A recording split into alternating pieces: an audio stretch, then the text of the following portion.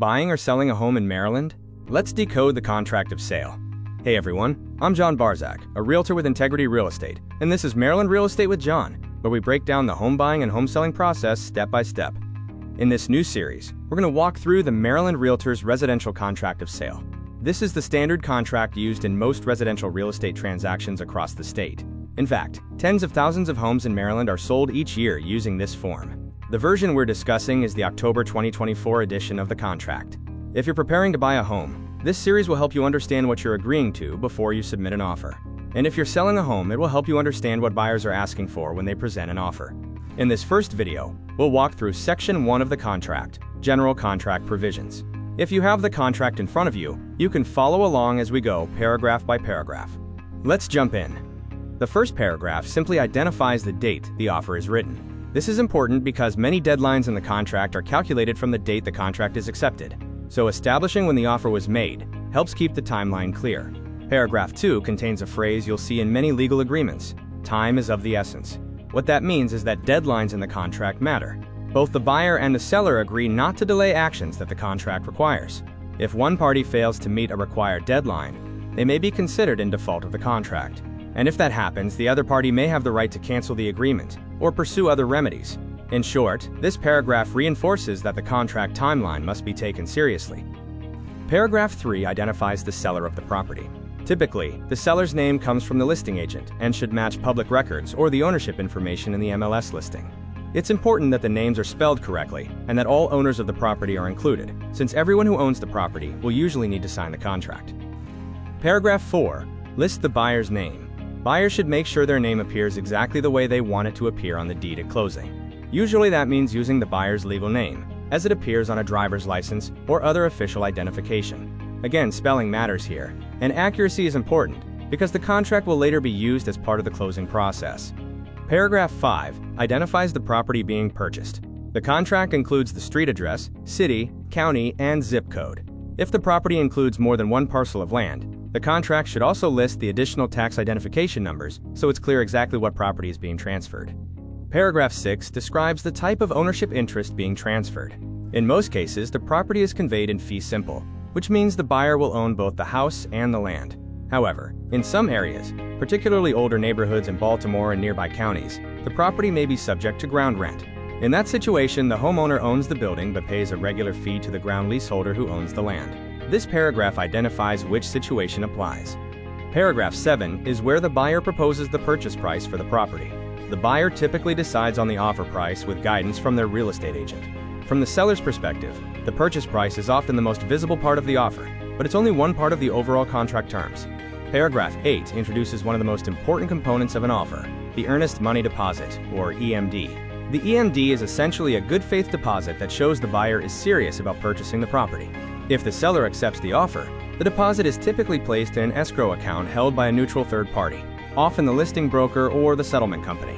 At settlement, the deposit is credited toward the buyer's closing costs. The contract also allows the deposit to be structured in different ways. For example, a buyer may provide an initial deposit with the offer, and sometimes an additional deposit later in the transaction. The rest of the purchase price is usually paid at settlement, using wired funds, certified funds, or another payment method accepted by the settlement agent. Paragraph 9 authorizes the broker to hold the earnest money deposit until the contract is accepted, and then place it into the escrow account. If the seller does not accept the offer, the deposit is returned to the buyer. Later sections of the contract explain how the deposit will be handled if the contract is terminated under different circumstances. Paragraph 10 establishes the proposed settlement date, which is the day ownership officially transfers from the seller to the buyer.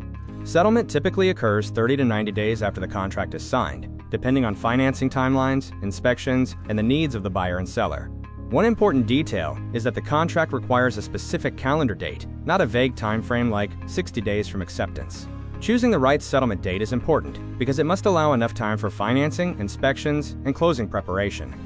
Paragraph 11 lists the addenda and disclosures that accompany the contract.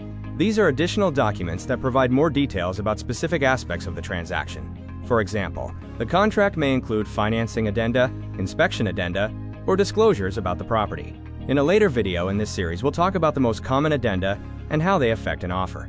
Paragraph 12 confirms that the contract can be signed using electronic signatures, which are legally valid under Maryland law.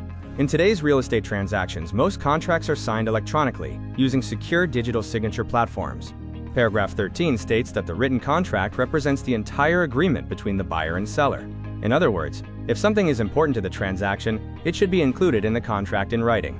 Verbal promises or informal understandings that are not written into the contract generally are not enforceable. Paragraph 14 explains how contract deadlines are calculated. When the contract refers to a number of days, it means calendar days, not business days. And when calculating a deadline, the count begins on the day after the triggering event. Understanding this rule helps prevent missed deadlines during the transaction. Paragraph 15 requires the seller to maintain the property and comply with any violation notices affecting the property prior to settlement. It also addresses situations where the property is substantially damaged before closing. If that occurs, the buyer may have the option to terminate the contract. Paragraph 16 states that the seller cannot negotiate a new lease or extend an existing lease that would continue beyond the settlement or possession date unless the buyer agrees. Paragraph 17 states that the buyer or seller cannot assign the contract to another party without written consent from the other side. This ensures that both parties know exactly who they are entering into an agreement with. The final paragraph in Section 1 simply states that the headings used throughout the contract are provided for reference only. They don't change or limit the meaning of the paragraphs themselves. So that completes Section 1 of the Maryland Realtors Residential Contract of Sale. In this section, we covered the basic framework of the agreement, including the parties, the property, the purchase price, the earnest money deposit, the settlement date, and several important legal provisions that govern how the contract works. Thanks for watching. Whether you're buying or selling, having a full understanding of the contract of sale is critical. Every part of the home buying and home selling process is laid out step by step in my Homebuyers and Homesellers handbooks. If you'd like a copy, head over to johnbarzak.com, go to the contact section, and message me for a free PDF of the handbook. I'm happy to send it your way. In the next video, we'll continue our walkthrough with sections 2 through 4 of the contract, where we'll cover financing, inspections, and property-specific disclosures. And if you're planning to buy or sell in Maryland, especially in or around Harford County, I'd love to help. Don't forget to subscribe for more real estate insights, and have a great day.